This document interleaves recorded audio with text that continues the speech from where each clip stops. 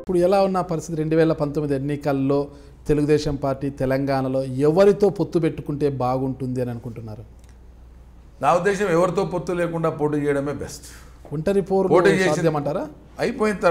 అయిపోయిన తర్వాత అక్కడ ఉండేటువంటి పరిస్థితులను బట్టి రాష్ట్రం ప్రయోజనాల కోసం ఒకరితో ఎవరైనా కలవాల్సిన అవసరం వస్తే ప్రభుత్వాలు ఏర్పాటు చేయడం అది కామన్. అవసరమైతే తెలంగాణతో కూడా జత కడతారా? ఎవరితో?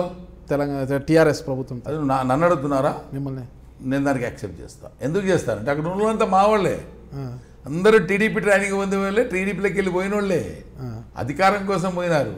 ఆ అధికారం అందరిది అయినప్పుడు అదేం పెద్ద పని కాదు. We born anti Congress.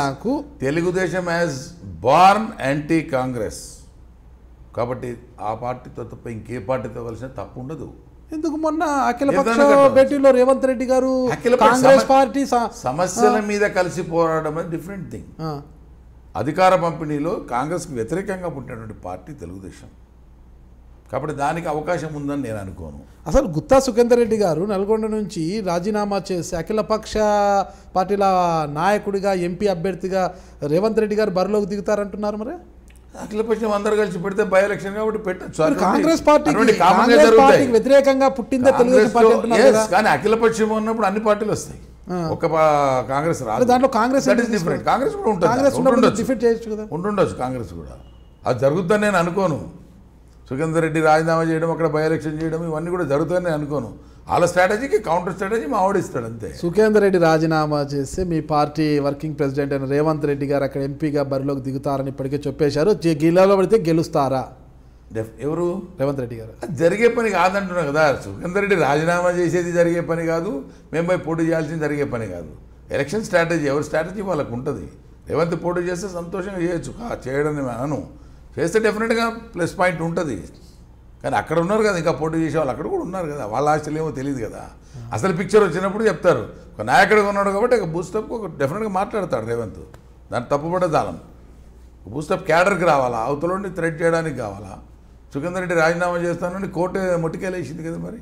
కాబట్టి ఇవన్నీ రేవంత్కి తెలుసు కదా, కాబట్టి మాట్లాడుంటాడు. నంద్యాల ఉప ఎన్నికల్లో ఖచ్చితంగా టీడీపీ గెలుస్తుంది. 16,000 పైచిలకు మెజార్టీతో గెలవబోతోంది. ఇందుకు ఎన్ని కోట్లైన నా ఆస్తి అంతా కూడా నేను పందంగా కాస్తానని కూడా మీరు సవాల్ ఇస్తారు.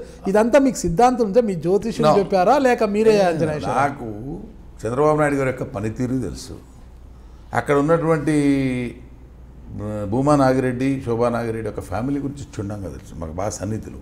ఆ ఫ్యామిలీతో ఉండేటువంటి అటాచ్మెంట్ ప్రజలకు నాకు తెలుసు, వాళ్ళ పనితీరుతో పాటు. సో ఆయన చనిపోయినప్పుడు ఆ సానుభూతి డెఫినెట్గా ఉండడంతో పాటు ఆ ఫ్యామిలీకి ప్లస్ పాయింట్ అవుతుంది. మైనస్ పాయింట్ ఏంటంటే జగన్కి ఎవడు క్యాండిడేట్ దొరకంటే తెలుగుదేశానికి వెళ్ళి చెప్పి శిల్పామోహన్ రెడ్డి పెట్టడం అనేది ఆయన చేసినటువంటి బుద్ధి తక్కువ పని. దానికి తోడు ఆయన చేసినటువంటి కామెంట్లు, దానివల్ల వాళ్ళు ఓటమి పాలు అవుతారని తెలుసు. ఎన్నికలకు మొదలు నేను చెప్పిన మా పార్టీలో కూడా చాలామందికి నమ్మకం లేకుండా ఉంది. ఇవాళ మాట్లాడతారు మా నాయకులు కూడా, మా తెలంగాణ మెయిన్ పెద్ద నాయకులు కూడా అంతర్గతం ఎడగెలుస్తాం అనుకుంటున్నారు. నేను ఛాలెంజింగ్గా చెప్పాను. 15 నుంచి 16 వేట్ల పై చిలుకుతో గెలుస్తారు.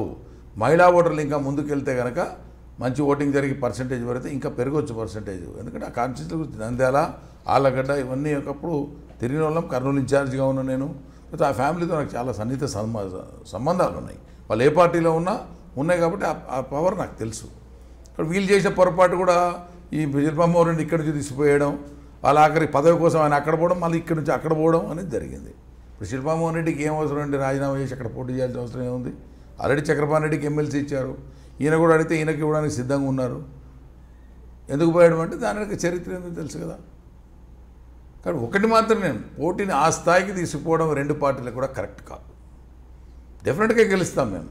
ఆ స్థాయికి తీసుకెళ్లారు. ఎందుకు తీసుకెళ్లారు? జగన్ రెఫరెండం అన్నాడు. మా Lokesh this is referendum I agree అన్నాడు. ఎక్కడుంది మరి? వెనక్కి పోయాడుగా మళ్ళీ జగన్. నేను అనలేదు అంటాడు. సో రాజకీయాలు ఆపుటకు కార్యకర్తలను ఓట్ల కోసం మాట్లాడే మాట కొంతమంది మేము మాట్లాడలేము. ఇకపోతే నేను చాలా ఖచ్చితంగా చెప్పాను. ఎలక్షన్లు 6-7 రోజులు ఇంకా పోలింగ్కి మొదలే ఖచ్చితంగా గెలుస్తామని చెప్పా. ఒక నాయకురాలు వచ్చి ఇంకో నాయకుడు 2-3 ఛానల్స్లో ఐబిఎన్లో కానీ మహా టీవీలో V6లో వచ్చినప్పుడు ఓడిపోతుంది జగన్ టేబుల్ మీద ఫైల్ ఉందండి అని బీజేపీ నాయకుడు చెప్పాడు. మా మిత్రపక్షం చాలా సీనియర్ నాయకుడు, పాపం ఢిల్లీ లెవెల్లో ఉంటాడు, ఆయన ఎక్కువ ఇక్కడ ఉండడు, బెంచ్ కారు తప్ప దిగడు. ఆయన చెప్పాడు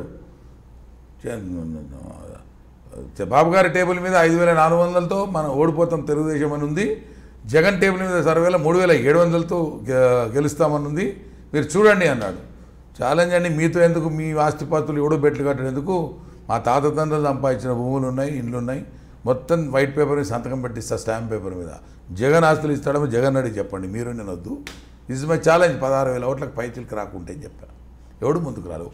ఓపెన్ లైవ్లో చెప్పాను నేను. నాకు అది చంద్రబాబు నాయుడు గారి నాయకత్వం పట్ల, పనితీరు పట్ల నాకు ఉండే నమ్మకంతో పాటు భూమానాగిరెడ్డి ఫ్యామిలీకి అక్కడ ఉండేటువంటి అటాచ్మెంట్, ప్రజలతో ఉండే. జగన్ గారి ఆస్తులతో మీ ఆస్తులు సమానంగా ఉన్నాయంటారా? తక్కువ. నేను జగన్ గారి ఆస్తి అంతా నా అయ్య సంపాదించే నాకు అవకాశం ఇవ్వలేదండి. మా ఫాదర్ నాకు అటువంటి అవకాశం. జగన్ గారు ఆస్తులు రాస్తారేమో అని అడిగారు కదా. అందుకని చిన్న చిన్న వాళ్ళది పంచాయతీ ఎందుకు, మీరు జగన్ టేబుల్ మీద ఉందంటున్నారు కదా, ఇంకా రిజల్ట్ రాలేదు. మీరు చారణతో మురిగి కొని బారణా మసాలా కోరినట్టుంది మీరు. కోరడం అంటే ఇంక వాళ్ళ నీళ్ళు అడగడం ఎందుకు, అసలుతోనే పెట్టుకుంటే పోతుంది కదా. ఆయన టేబుల్ మీద ఉంది నాకు చెప్పాడు అంటాడు ఆయన బీజేపీ. ఆయన బీజేపీ నీకెట్టా చెప్పాడని నేను, ఎస్ మా దగ్గర అన్నీ ఉంటాయి సార్ అంటాడు. అంటే మీ బుద్ధి అర్థమైపోయిందండి, మిత్రపక్షం ఉండి కూడా మీరు ఏం చేయదలుచుకున్నారో అర్థమైపోయిందని నేను చెప్పా. సో అది మీ బుద్ధా, అది మోదీ గారిదని నేను అనుకోను, అమిత్ షా గారిదని నేను అనుకోను. లోకల్గా ఉండే ఈ నాయకత్వం బుద్ధిది వాళ్ళతో కంపేర్ చేయాలి. వాళ్ళు అట్లా ఉండరు, మోదీ గారు కానీ షా గారు కానీ. కానీ మీకుండేటువంటి బుద్ధి అటువంటిది ఉంటే ఇంక ఎట్లా చేస్తానని చెప్పండి. అంటే చంద్రబాబు నాయుడు గారు అక్కడ ఓడిపోతే మా బీజేపీతో ఇంకా అటాచ్మెంట్ లోకల్లో పెంచుకుందామని చూస్తారు. ఈ అటాచ్మెంట్ ఎట్లాగో బాబు గారి మధ్యలో, అమిత్ షా గారు, మోదీ గారి మధ్యలో వాళ్ళ అవసరాలను, ఆ యొక్క ప్రజల అవసరాలను బట్టి ఎప్పటికప్పుడు విశ్లేషణ ఉంటుంది. నీవు నేను మాట్లాడితే కాదు బాబు, సీట్ అయితే అది గెలిచేది చూడని చెప్పాను. డెఫినెట్గా మా పార్టీ ఆఫీసర్ కూడా ఈ సౌకాలం మా పెద్దలు ఎక్కడ ఓడిపోతాం అన్నారు. ఇలా అట్ట గెలిస్తే ఇట్లా చెప్తున్నారు, కానీ ఆ రోజు ఓడిపోతుందని చెప్పారు. మొత్తం మీద అయితే మీ సిద్ధాంతులు ఎవరు చెప్పుకున్నా, మీరు ఒక అనాలిసిస్ ద్వారానే. సిద్ధాంతులు చెప్పడమే కాకుండా చంద్రబాబు నాయుడు గారి పనితీరు, ఆయన పడుతున్న కష్టం నేను చెప్తాను కదా. ఈరోజు కూడా మా ఫ్యామిలీలో రోజుకు ఒక్కసారన్నా ఏం కష్టం ఇది, ఆయనకు అవసరం ఒక ముఖ్యమంత్రి హాయిగా ఉండే పరిస్థితి, ఉన్న అడ్మినిస్ట్రేషన్ నడిపించుకోకుండా ఇంత కష్టపడాల్సిన అవసరం, ఆ టైంకి భోజనం చేయకుండా నిద్రపోకుండా అవసరమా అనిపిస్తుంది. అవసరమని ఆయన అంటాడు. ఎందుకంటే ఆ నమ్మకంతో నన్ను గెలిపించారు ఇక్కడ, ఆ నమ్మకాన్ని నిలబెట్టుకో, అదే నమ్మకం ముఖ్యం, దానికంటే వేరే ముఖ్యంగా నాకు అంటాడు. సో ఆ అవసరం అక్కడ ఉంది. ఆయన ఆ అవసరాన్ని గుర్తుపట్టి ఇక్కడ మా బాధను తెలంగాణలో మింగుకుంటున్నాం. తెలంగాణ మా లోకల్ నాయకత్వం చేసేటువంటి తప్పులు సరిదిద్దుకునేటువంటి అవకాశం ఉన్నట్టు ఒక పెద్ద మనిషి ఉండాలి.